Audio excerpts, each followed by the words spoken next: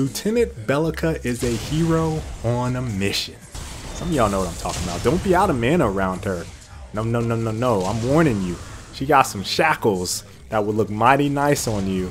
That neural disruptor put you to sleep. Protecting and serving in the OPD while kicking some ass is what Belica's all about.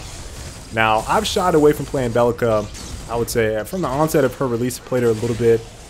And then as, I don't know, maybe February, I started to pick her up a little bit more. But within the last month or so, I've really started to learn the nuances of her kit. And more recently, I was thinking about how I could best incorporate more sustain in some of the builds I was testing out while I was playing the mid lane and maintaining a healthy dose of damage.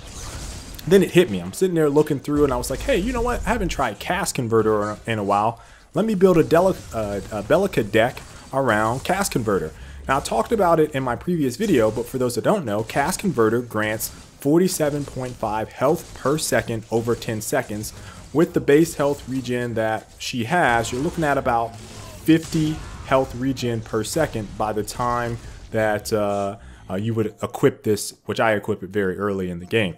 Now, speaking directly to how I level up her abilities, at level 1, I go straight for Seismic Assault, level 2, Void Bomb, level 3, Void Drone, and level 4, Void Bomb again.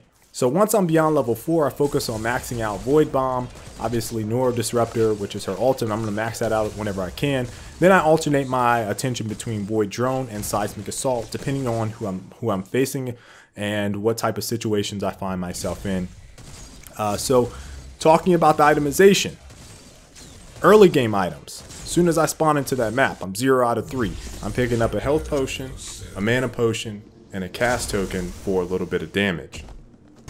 Now I alternate depending on the situation. I've been picking up Cast Converter if I'm seeing another Morigesh lining up against me in the mid lane, but I'm either going to pick up Guardian's Ward for vision and damage as my first back item, or I'm going to pick up Cast Converter and use that for some additional lane sustain. Now, keep in mind, you don't have a whole lot of mana in the early game, but if you're playing against like a Morigesh, for example, which is when I typically pick it up, she's not going to hit you that hard while you would pick this up. But it's something that can keep you in lane. You're going to use up about 100, actually exactly 175 mana to use this card, but the payoff is fantastic. Now, after that card, and my Guardian's Ward, I'm updating with minor tokens, minor strikes, basically, or minor casts. I am picking up Quartzblade as my next 6-point card, and I have damage and sustain as the reason that I'm kind of picking this up. This has mana regen, health, and damage. And I slot it with all damage.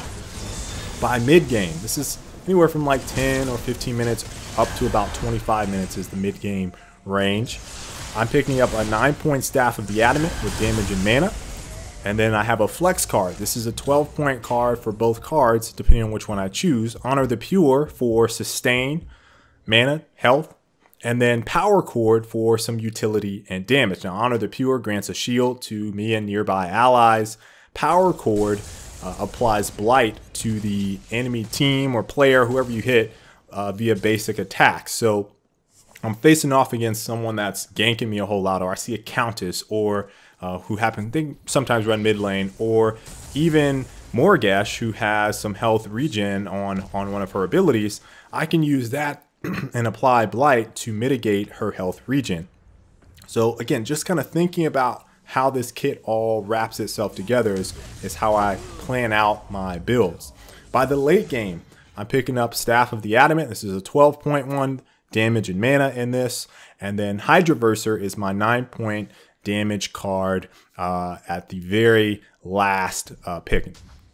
So overall, I'm going to swap out this Quartzblade when I have enough points to pick up one of those flex cards or the Staff of the Adamant. It really depends on how I'm feeling, and that's basically my full build. Now, I do have a link in the description if you guys want to just hop into it, copy that build right away. You can do that and look at the other cards that I have in this deck. It's a lot of utility cards in this deck, but those are the main items that I like to choose. I might use a Divine Shield. I might try out some more damage to stack in there. So it really just depends on where I am feeling and what I'm experiencing in the game to determine some of those other cards that I might or might not use.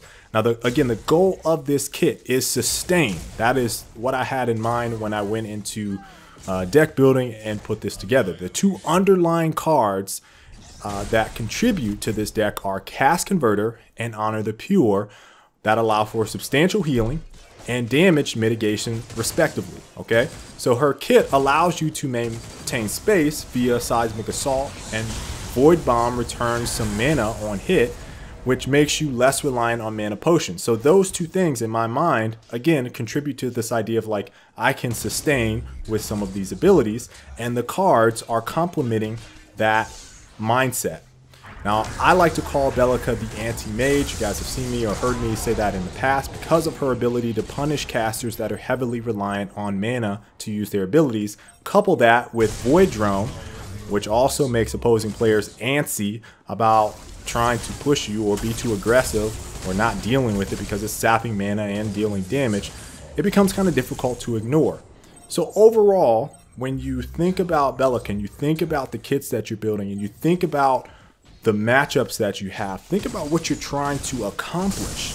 That is most important to me, and I'm going to talk in another video about counterplay in general, but that is the most important concept to me when I'm building my decks and trying to approach any MOBA that I've played, including Paragon. So hope you guys enjoyed today's video. If you did, please make sure to leave a like. Again, I have the link down in the description to my deck build. You guys can head over to that, click it. And until the next time, folks, I will catch you all later. Stay frosty.